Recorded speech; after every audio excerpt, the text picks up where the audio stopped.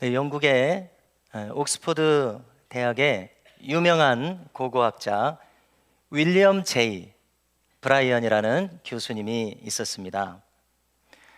이분이 이집트의 카이로에 있는 한 유적을 발굴한 적이 있습니다. 그가 피라밋을 발굴했는데요, 그 속에 있는 한 관에서 미이라를 발굴하는 성과를 올렸습니다. 그런데 그곳에서 함께 발견된 것이 하나 있었습니다. 그것은 한 줌의 곡식 알갱이들이었습니다. 그런데 그 곡식 알갱이들은 이미 쭈글쭈글해진 완두콩의 씨앗들이었습니다. 그는 이 알갱이들을 가져다가 혹시나 하는 마음에 자기 밭에다가 뿌려서 심었습니다. 시간이 얼마 지났습니다. 어떻게 되었을 것 같습니까? 그만 정말 놀라운 일이 일어났습니다. 그 씨앗들이 싹이 터서 자라기 시작하는 것입니다. 잎이 돋아납니다. 결국에는 꽃이 피기까지 합니다. 콩이 열립니다. 햇 완두콩을 수확하기까지 이르렀다는 이런 놀라운 이야기가 있습니다. 여러분들, 어떻게 이런 일이 있을 수가 있겠습니까? 이 씨앗은 무려 3000년 전의 씨앗이라는 이야기였습니다. 지금으로부터 3000년 전이면은 우리가 성경 시대의 역사로 이야기하면 다윗 왕 시대의 씨앗이었던 겁니다. 너무나도 참 놀라운 일이었습니다. 저도 개인적으로 지난 가을과 겨울을 지내면서 눈에 보이는 씨앗들을 심어서 싹을 한번 틔워보는 일을 저의 인생 처음으로 한번 해봤습니다. 그래서 제가 올린 실적들이 있었는데요, 감싹을 틔웠고요, 단감도 틔웠고요, 또 심지어 우리 사택에 있었던 무슨 나무입니까? 그 측백나무 씨앗도 싹이 트더라고요. 거기다가 사과 그리고 아보카도, 이 씨앗까지 싹을 틔웠습니다. 제가 소예배실에다 몇 개 갖다 뒀는데요, 가져가고 싶으신 분들은 가져가십시오. 가져가시면 그것도 저에게 기쁨이 될 것 같습니다. 그래서 싹이 틀 때 참 기분이 좋았습니다.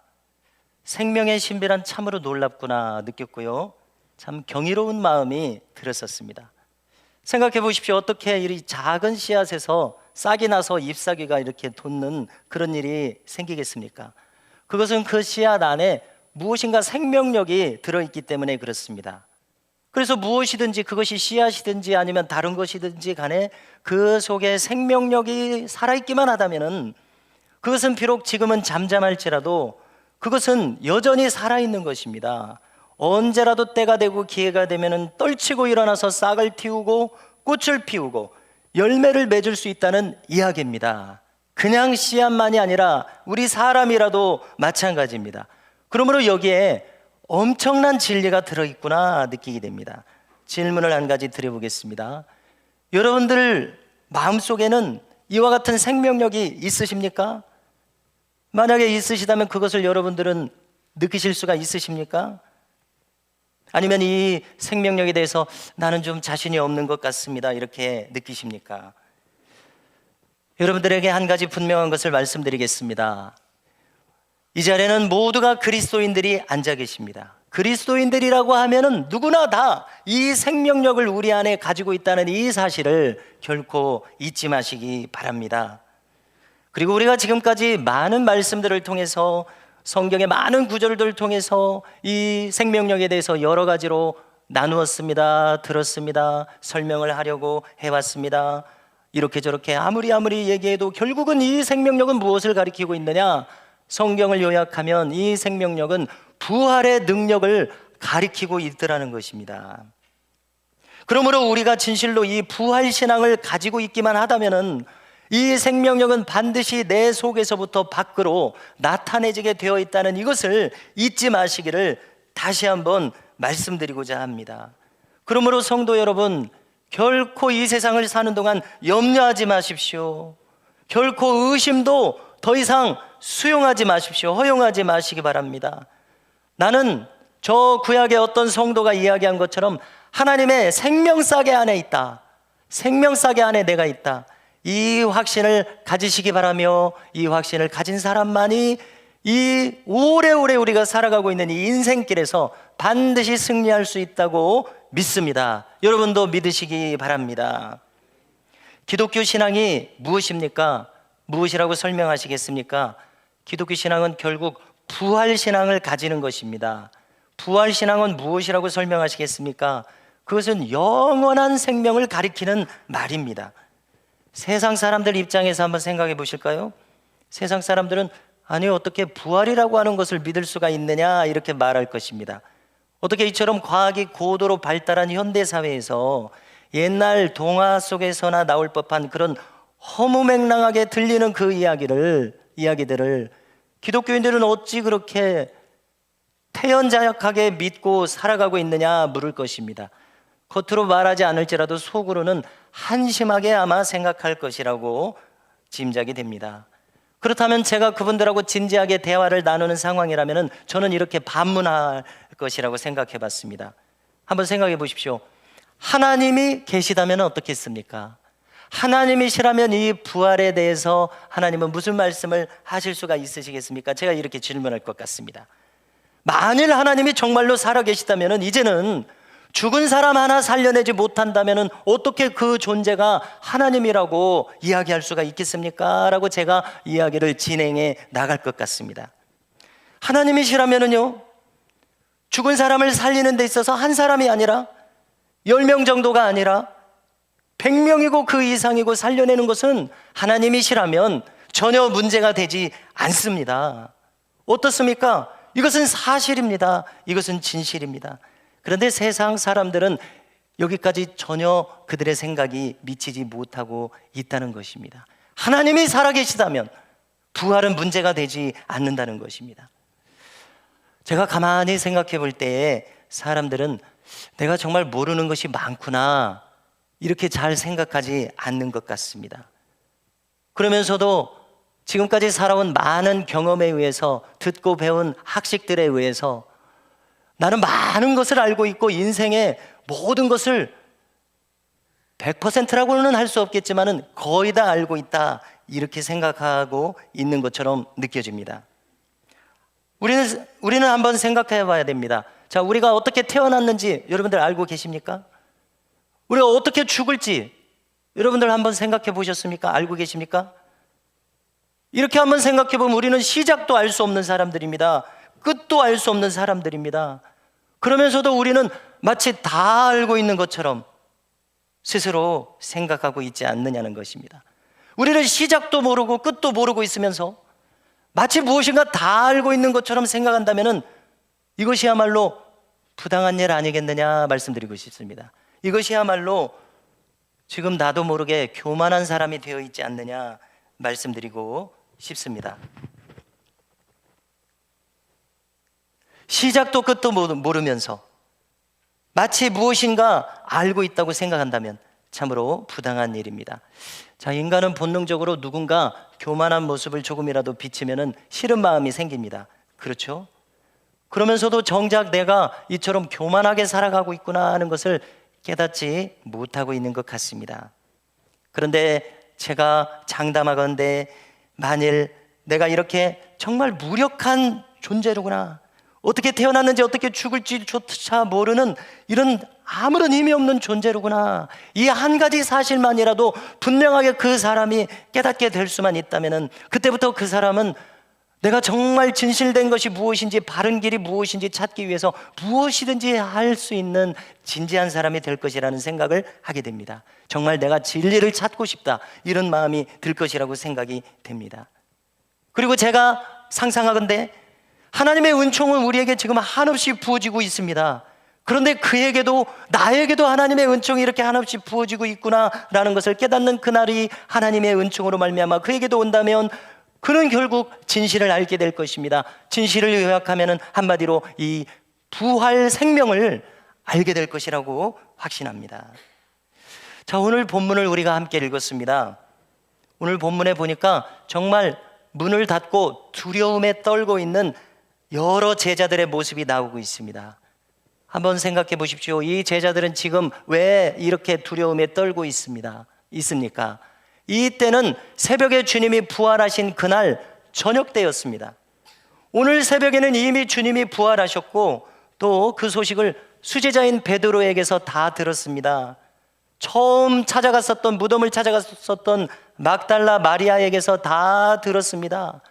주님이 부활하셨다는 것을 다 들었습니다. 그런데 그들은 왜 두려워하고 있습니까? 주님이 부활하셨다는 것이 내 마음속에 확연하게 들어오지 않았기 때문이죠. 그렇지 않습니까? 부활하셨다는 것은 들었지만 부활 생명이 내 속에 들어와 있지 못했기 때문에 그들은 여전히 두려워하고 있다고 생각합니다.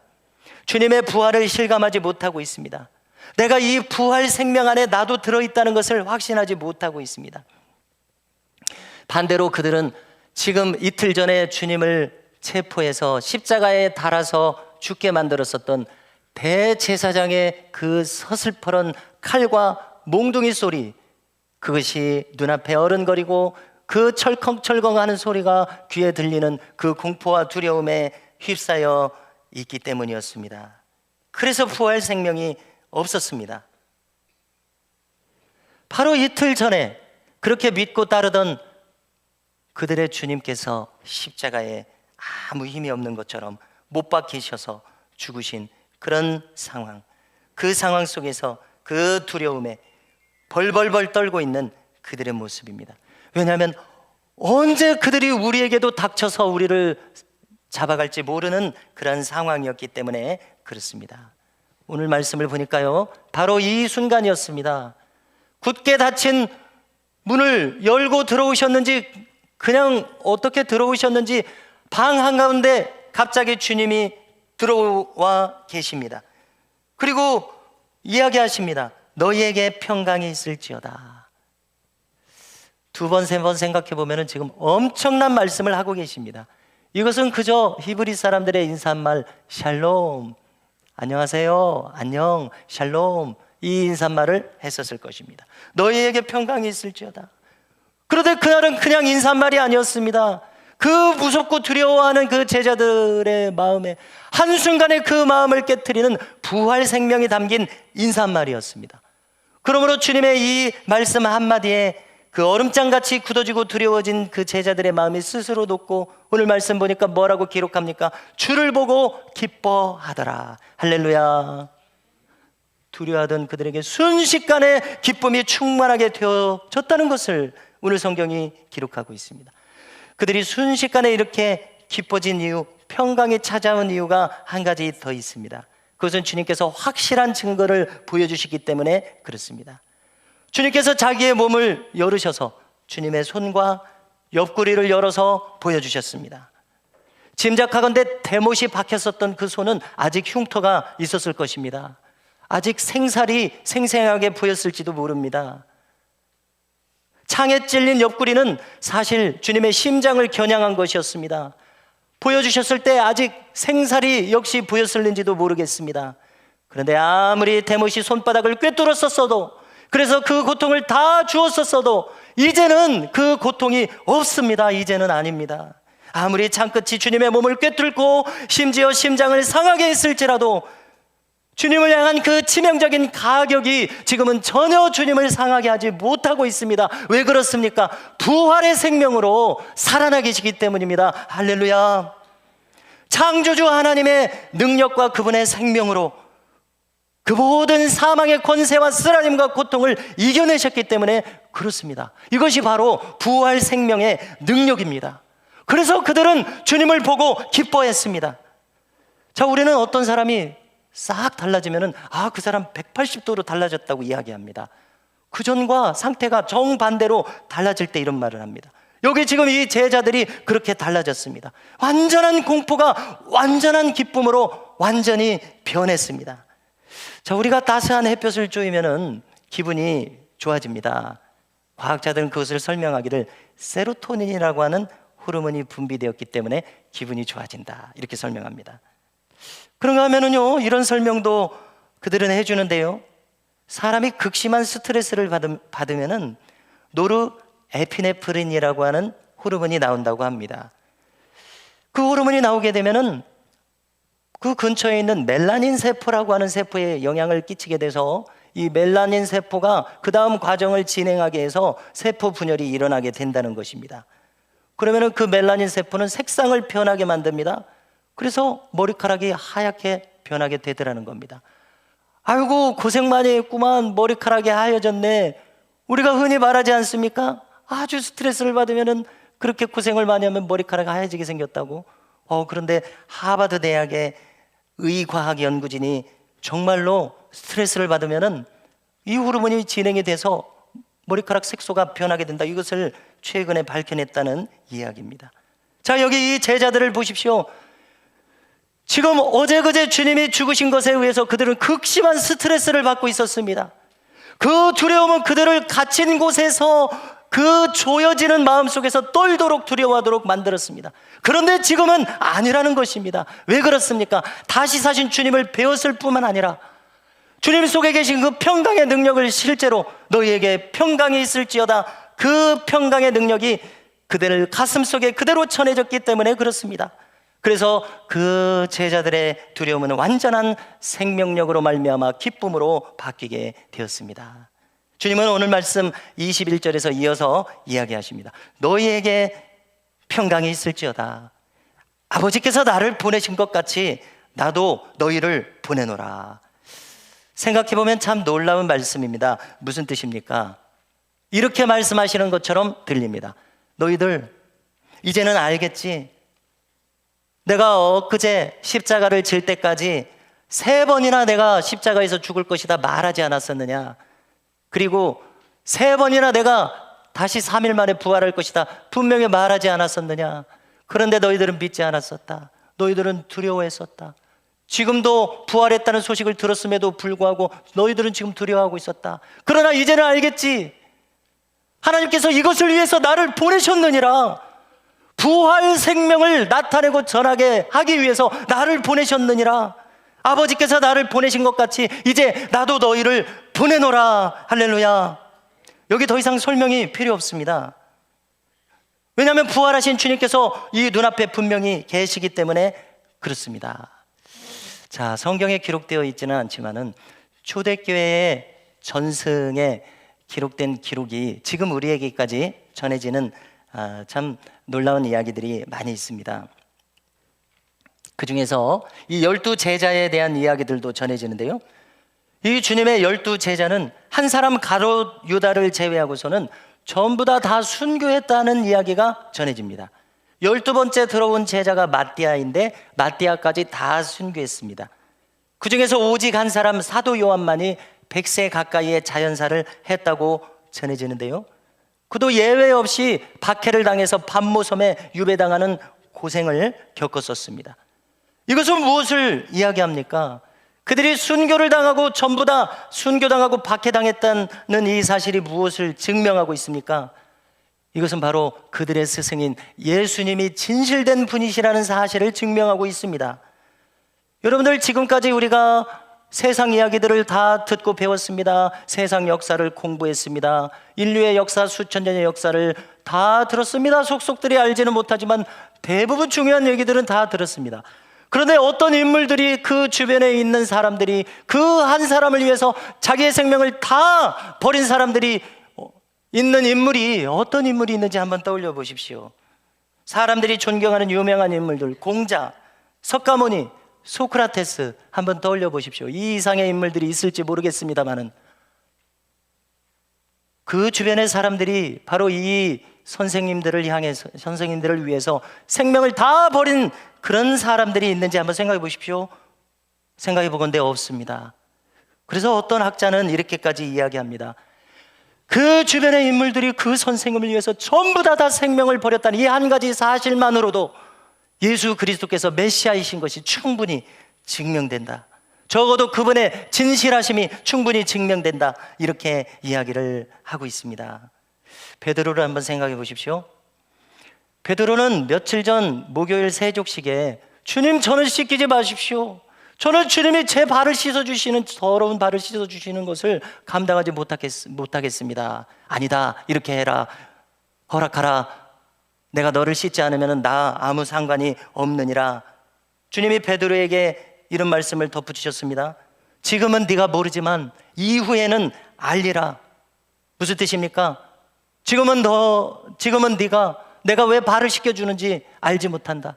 너는 두려워한다. 너 오늘 밤 내가 잡혀갔을 때 너는 3번이나 나를 부인하게 될 것이다. 왜냐하면 네 속에 힘이 없기 때문이다.